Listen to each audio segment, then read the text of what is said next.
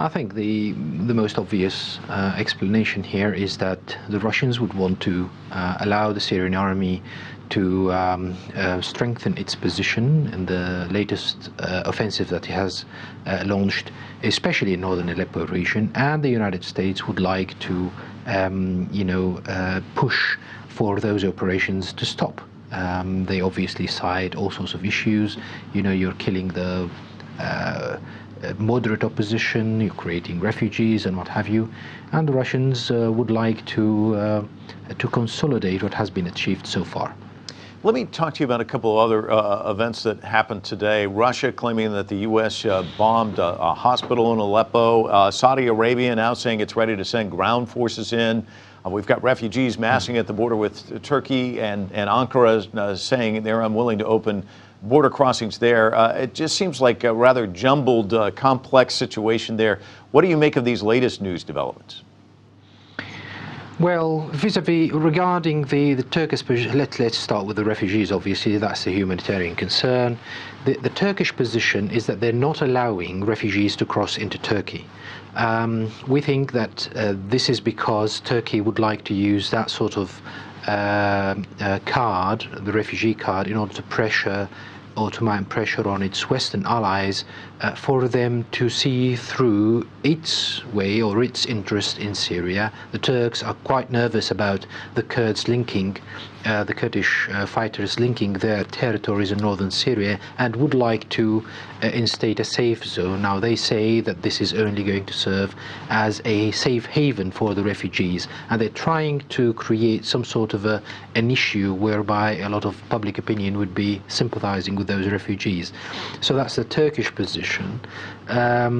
Otherwise, on the Saudi announcement on sending ground troops, they're running out of options, really. The Syrian army and its Russian ally, mainly, are making advances. They've definitely overturned the tide of events, and they are now on the initiative. And the Saudis, even though they've given weapons, all sorts of weaponry, a lot of support to the armed groups in Syria, they're running out of options, and the only thing to do next is to try and have, under probably or hopefully or definitely, if you want to put it that way, a US sort of umbrella, enter Syria directly and create a circumstance whereby they can preserve whatever interests they have there. Now, I've just heard before coming into the studio the Russian Prime Minister Medvedev saying that any foreign intervention in Syria would probably lead to world war, and that's a very stern warning from the Russians.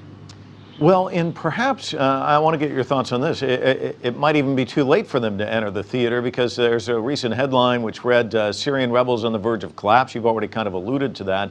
Talk to us about Russia's air campaign. Has it been a real game changer, and why has it been more effective than the U.S. air campaign? Well, the Russians, their theory, and on which their intervention basically is based, is that they want to stop creating a haven for Islamic terrorism, which includes a chaotic situation should the Syrian state falls. So they're effectively supporting the Syrian state initiative. They do not like brand names very much, so it's not about ISIS or Daesh alone.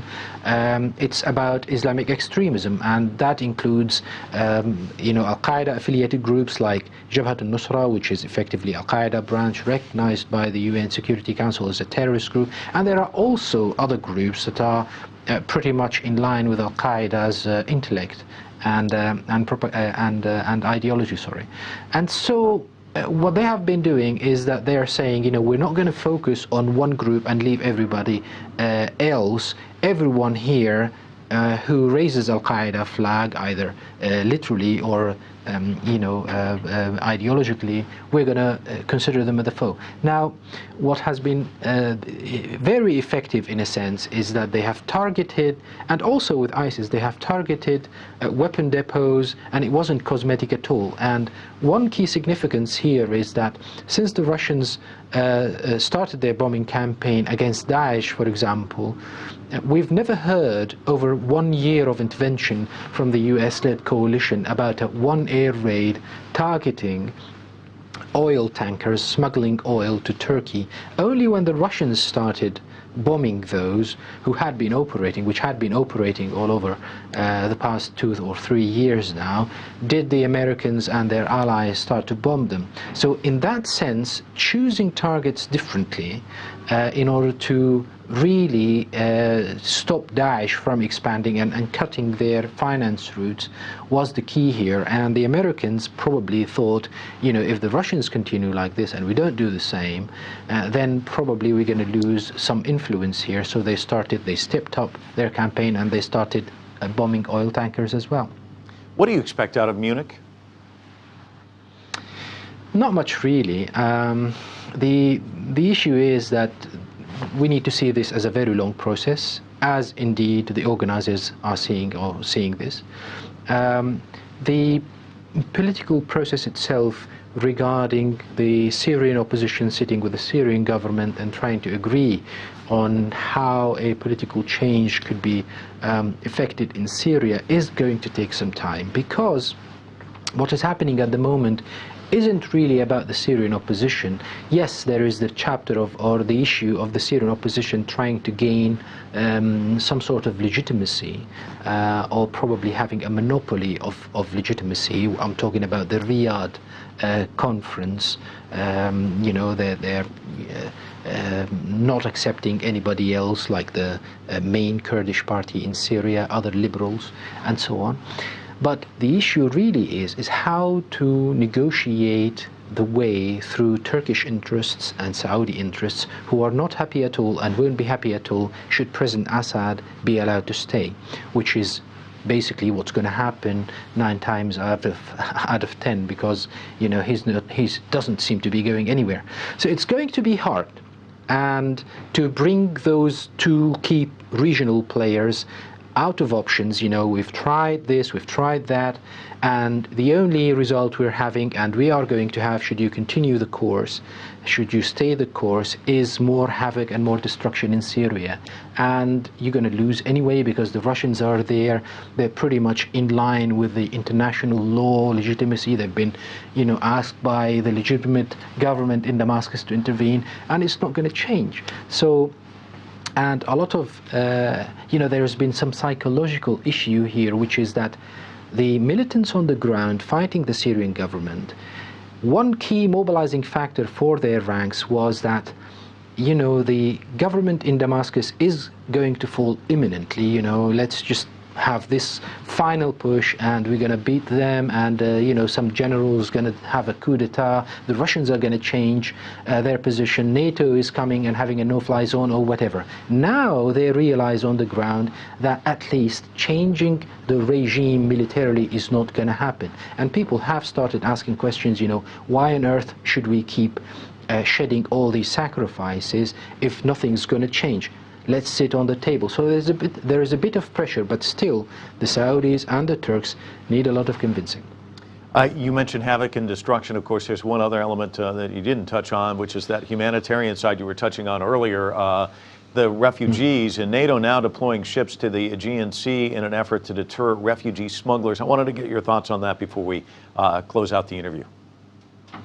It was interesting to see today President Erdogan effectively threatening Europe with a flood of refugees, saying, you know, if you don't agree with the way we see things, if you don't basically agree with our interests, then we are going to open the door and wish those people goodbye.